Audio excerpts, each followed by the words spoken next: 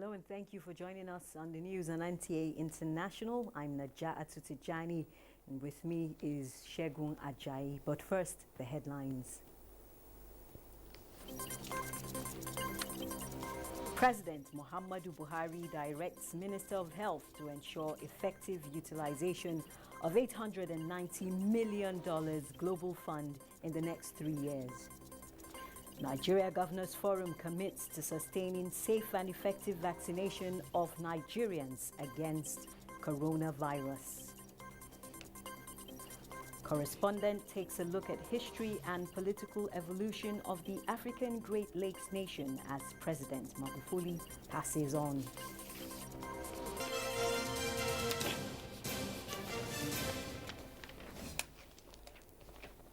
And now the news in detail. Reactions have begun to trail the death of Tanzania's president John Pombe Magufuli, who passed on this Wednesday at the age of 60. His death was confirmed in a televised address by his vice, Samia Suluhu Hassan, after weeks of speculation. Adebola Brooklyn Sunday reports.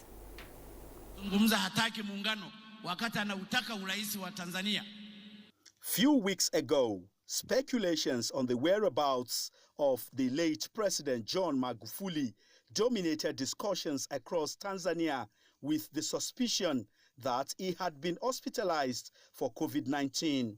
The speculation had led to several arrests as the government sought to contain the rumors. Nchi, kwa masikitiko makubwa nawajulisha kuwa leo.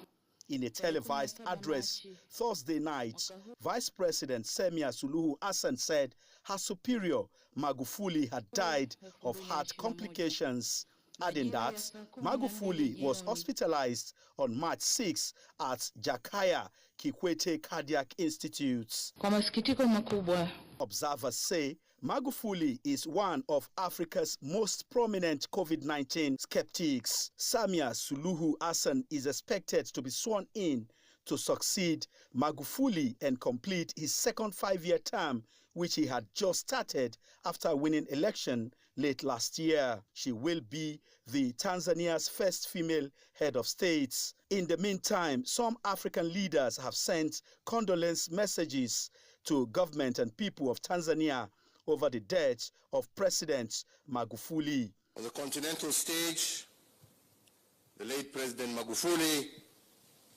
was a champion of Pan-Africanism.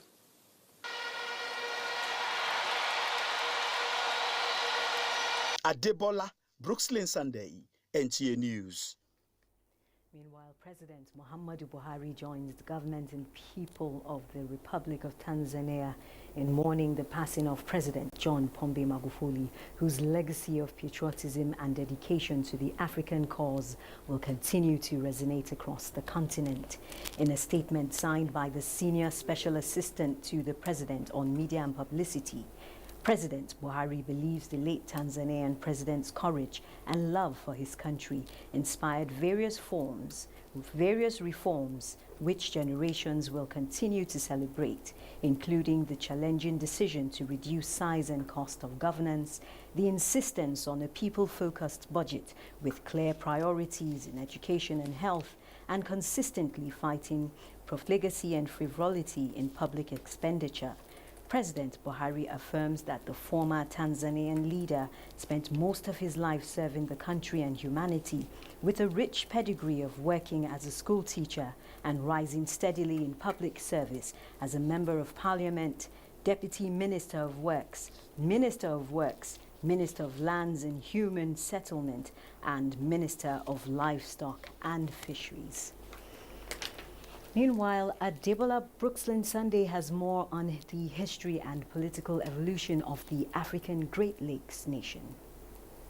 Tanzania, also known as the African Great Lakes nation, was formally formed in 1964 out of the union of the larger mainland territory of Tanganyika and the coastal archipelago of Zanzibar. In 1947, Tanganyika became United Nations Trust territory under British administration, a status it kept until its independence in 1961. From independence in 1961 until the mid-1980s, Tanzania was one-party state with a socialist model of economic development.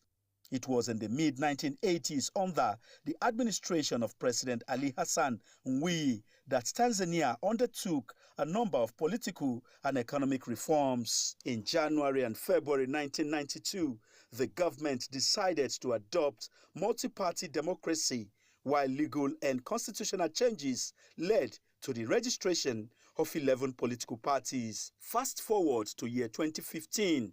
As a first-time presidential candidate, Magufuli was the unexpected choice of the Revolutionary Party, which had controlled Tanzanian politics for decades. In 2020, President John Magufuli officially won a second term with a landslide victory of more than 84% of the votes, according to the official counts. Described as the bulldozer president, pragmatic leader, champion of Pan-Africanism, champion of regional cooperation during his lifetime, Magufuli clamped down on what he saw as extravagant spending, cancelling Independence Day celebrations, and ordered a public clean-up.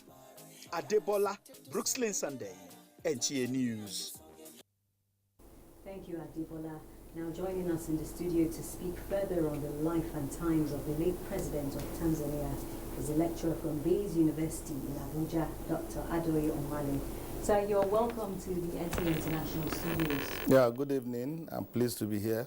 What would you say the leadership style of President Magufuli was, and what was his political philosophy? Well, President John Magufuli is just unfortunate that we have to lose him at this particular point in time. He's one of African finest leaders, especially in a period when Africa is grappling with leadership challenges. As you can see, he is a Pan-Africanist from the way he rigidly campaigned against COVID-19 and the way he tried as much as possible to ensure that Tanzania was not influenced by outside parties. In fact, his foreign policy was mainly determined by, he was focused on domestic issues. He didn't do much in terms of foreign relations. Just like his predecessor, Mwalimu Julius Nyerere, and other leaders before him, he ensured that making Africa his focus of attention was his priority. And he ensured that Western influences were curtailed, especially within the East African area. So to that extent, we can say that his ideology was Pan-Africanist in nature. Outside that, he has also been severely criticized for hounding opposition figures. And so people have criticized him. Others have liked the way he has carried on with Tanzania. His anti-corruption policies have been hailed, especially wasteful public spending. So in terms of on the domestic front, he has tried a lot for the people of Tanzania.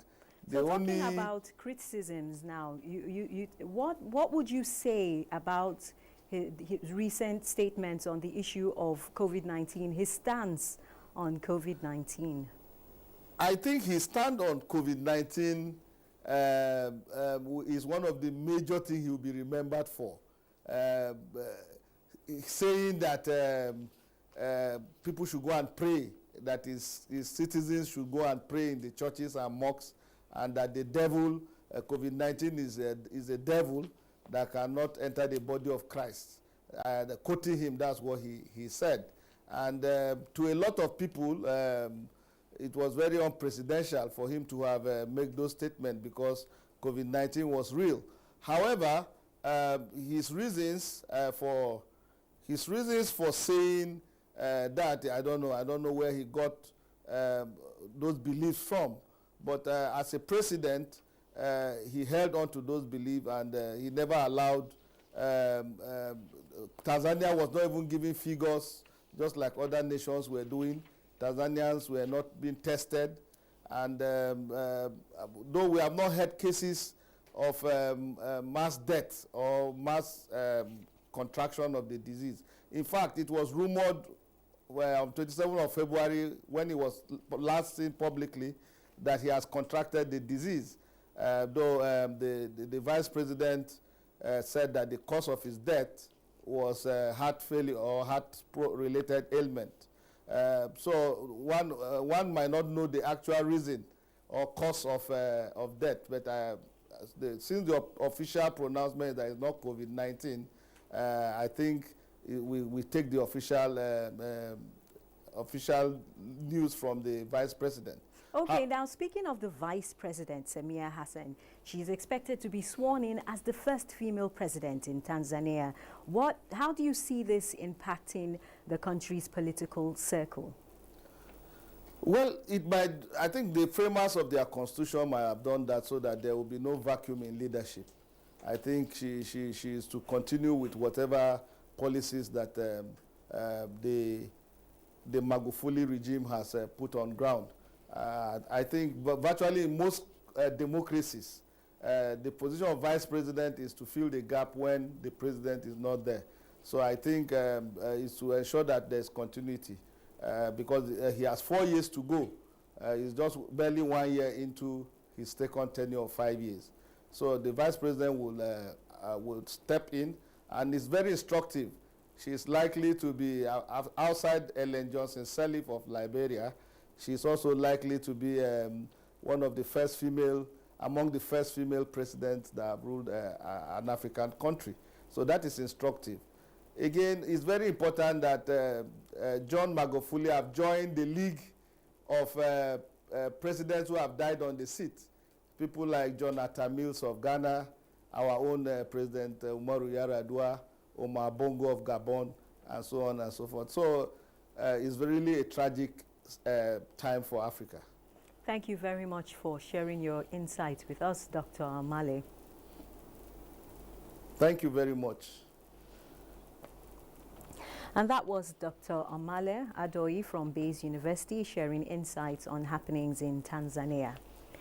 President Muhammadu Buhari this Thursday has directed the Minister of Health to ensure effective utilization of Global Fund's generous provision of $890 million over the next 3 years to support Nigeria's fight against HIV/AIDS, tuberculosis and malaria.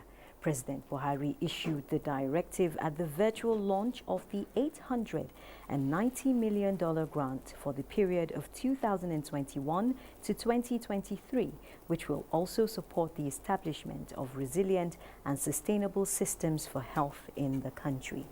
In a statement by the special advisor to the president on media and publicity, the president, who assured donor agencies and development partners of judicious use of the grant, says the funding would complement investment in the health sector, help curb new infections, and reduce HIV/AIDS, tuberculosis, and malaria-related morbidity and mortality.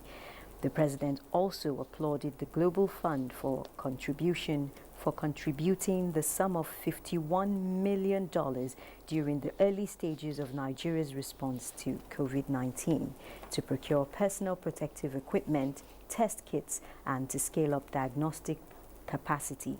The president recounted that the strong partnership between the government and people of Nigeria and Global Fund dates back to 2002 and has contributed immensely to saving lives, especially of women and children.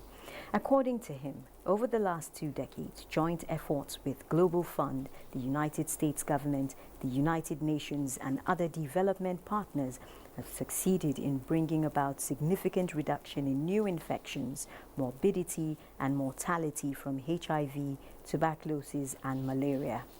On Nigeria's contribution to the fund, the president announced that he approved $12 million to the last Global Fund replenishment held in Lyon, France, representing 20% increase on the country's immediate previous contribution. Now, the only way to effectively address the massive infrastructural deficit which the country faces is by public-private partnership arrangement. Vice President Yemi Osinbajo stated this at the opening of a two-day retreat of the National Council on Privatization. The retreat will, among other things, deliberate the proposed amendment of the Public Enterprises Act 1999. Citing statistics from Nigerian Integrated Infrastructure Master Plan and the Economic Recovery and Growth Plan 2017 to 2020 to buttress his point, the Vice President noted that Nigeria will require at least $2.3 trillion over the next 30 years to bridge this gap. The review of budgetary allocation for capital expenditure, even over the past decade, will show that government resources are completely insufficient for this purpose. While urging participants drawn from the private and public sectors at the retreat to remain focused on the objectives of the meeting, the Vice President emphasized that developing a framework which will be attractive to investors should be topmost in their deliberations. And still on the economy, Jigawa State is repositioning to become the next investment destination in Nigeria. The state is doing so through the creation of an investment-friendly environment and selling all this to the world through an investors' roundtable held in Abuja. Benny Adams reports. Jigawa currently ranks second in the World Bank's ease of doing business, with comparative advantage in agriculture, renewable energy, and solid minerals, complemented by good road network, an international airport, an export processing zone, boosted by an international border with Niger Republic, which opens up opportunities for the AFCFTA market. The icing on the cake is the peaceful space Jigawa enjoys, in spite of being bordered by insurgency of the northeast and banditry in the northwest. We have realized about 57 investment, and with a potential of over 60,000 jobs. And out of these 57, about 17 are now actualized, fully operational in Jigawa State. And there was about $1.2 million. Now the state is wooing potential investors to come and feel the investment climate. The largest producer of hibiscus, largest of dates. And you know what you can do with dates? You can even make honey with dates. Second largest producer of sesame. Seventh largest crop producer in Nigeria, one of the top 5 largest rice producing states. Gum Arabic, we're one of the top 3. I've worked in many other states, and in no state have I ever seen this level of ease. The Investors Roundtable hopes to get investors to bring in the required technology to harness the potential. Benny Adams, NTA News. This is the news on NTA International. Do stay tuned for more reports after this break. I am there now. Are you sure this will work? Pastor, I can't miss these guys in trouble. Just keep your phone on so I can listen. Today we're going to be discussing sleep disorder. What is the medical term for sleepwalking? Sonambulism. Correct. Get free Intel to Intel calls and experience HD quality conversations every time. Intel. Live more. Thanks for staying with NTA International, and we're still talking COVID-19 and economic growth. The Nigeria Governors Forum says it is committed to sustaining efforts towards safe and effective vaccination of Nigerians against the coronavirus, as well as exploring windows for speedy economic recovery and growth. Abubakar Usman Akwanga reports. NGF says the perceptions shared by some Nigerians on the efficacy and safety of ASTRAZENECA Oxford vaccine is in sharp contrast with its clinical test certified by the World Health Organization and pledged to sustain commitment to the vaccination of Nigerians. The forum commends state governors for the smooth administration of vaccine at subnational levels and received endorsement from COVID-19 Technical Advisory Group led by Professor Oyewale Tomori. NGF lauds the Nigerian Governors' Wives Forum's effort in tackling issues of gender-based violence and other forms of crimes against minors and pledged sustained commitment in winning the war. The Nigerian Governors Forum commended a renewed vigor to combat drug trafficking and abuse and pledged support to the National Drug Law Enforcement Agency to contain the menace. On the economy of the nation, the forum engaged British Deputy High Commissioner on bilateral discussion in the area of increasing capacity response to COVID-19 economic support as well as customs revenue growth rates. The forum receives update from Presidential Economic Advisory Council on accelerated economic growth and upliftment of 100 people out of poverty by the year 2030, as well as NNPC audited account for the year 2018.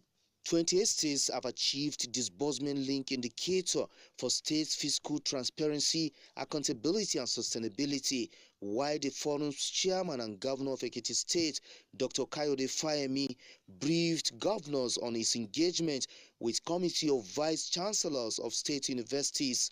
In Abuja, Abubakar Usman Akwanga, NTA News. And on the global scene, Italy mourns its coronavirus victims as third wave looms, and the United Nations agrees to Ethiopia's request for a joint probe of abuse in Ethiopia's Tigray region. Joyce Ometu has details.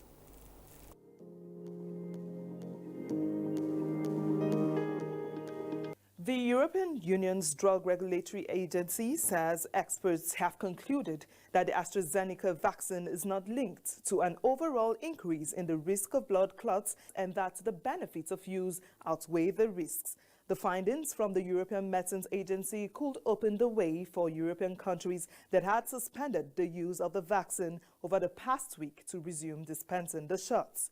In the UK, the medicines regulator said there have been 5 cases of a rare type of blood clot in the brain among AstraZeneca vaccine recipients.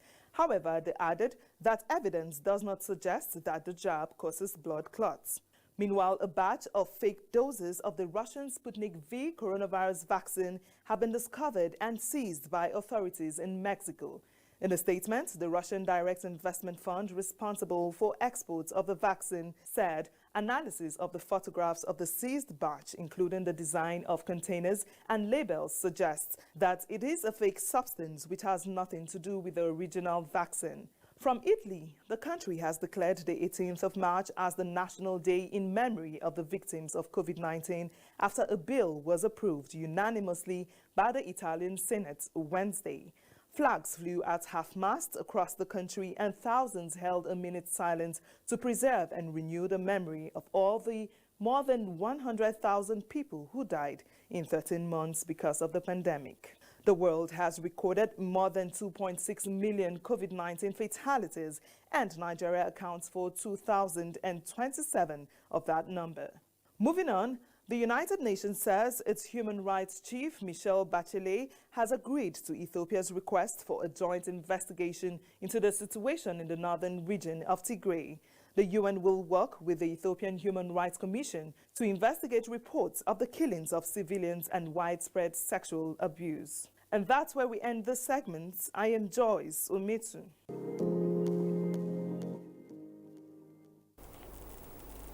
Thank you, Joyce. The House of Representatives has commenced a legislative process to enact a law on cyberspace intelligence to effectively combat security challenges in the country. The Chairman, House Committee on Defense, Babajimi Benson, disclosed this during an oversight visit to the Defense Headquarters in Abuja. This visit is the first official engagement between the House Committee on Defense and the Chief of Defense Staff, General Lucky Rabo. The committee reiterated that in supporting the federal government to end all forms of security breach, the House initiated several legislative interventions to improve logistics and enhance performance, latest of which is the proposed bill on cyberspace intelligence. The importance of space and cyberspace to the modern warfare cannot also be underestimated. The space and cyberspace has become a very critical sphere economically and militarily. Therefore, maintaining their capability is now an emerging necessity for military operations globally.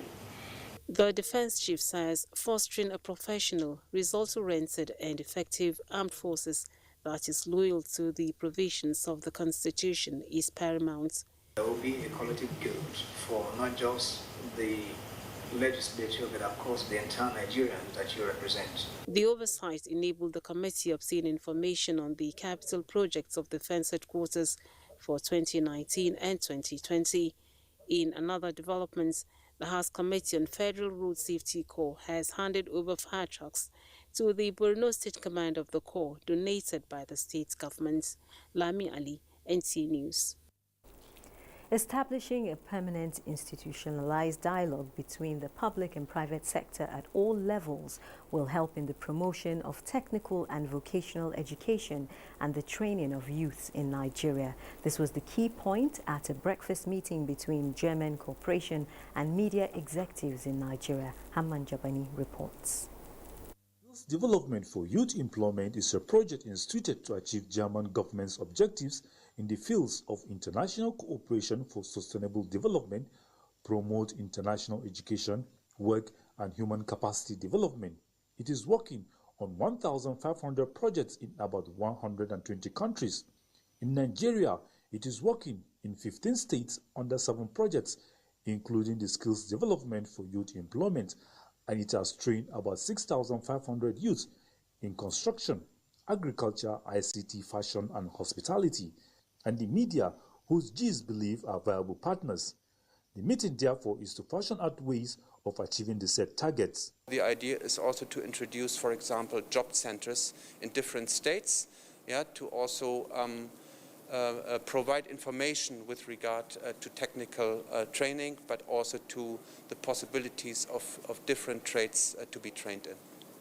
For the media, what can they put on the table? As a journalist, as a media outfit where I belong, we better encourage and promote skills rather than a paper qualification. NTA will continue to partner with non-governmental organizations and government organizations as well as technical institutions in promoting this aspect of human life and also encouraging youth to key in to technical education.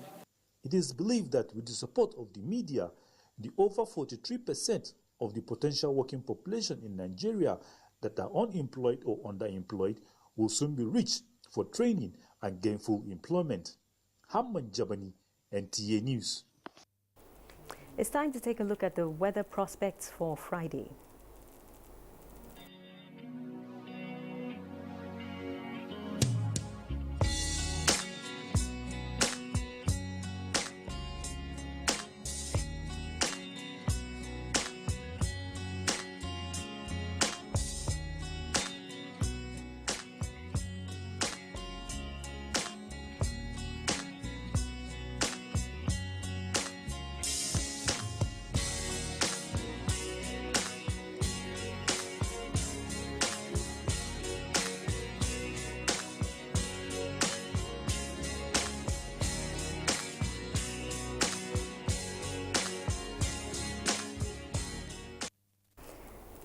And the weather forecast concludes the news on NTA International. Do remember to connect with NTA and stand against rape and rapists. I'm Naja'atu Tijani, and with me, Shegun Ajayi.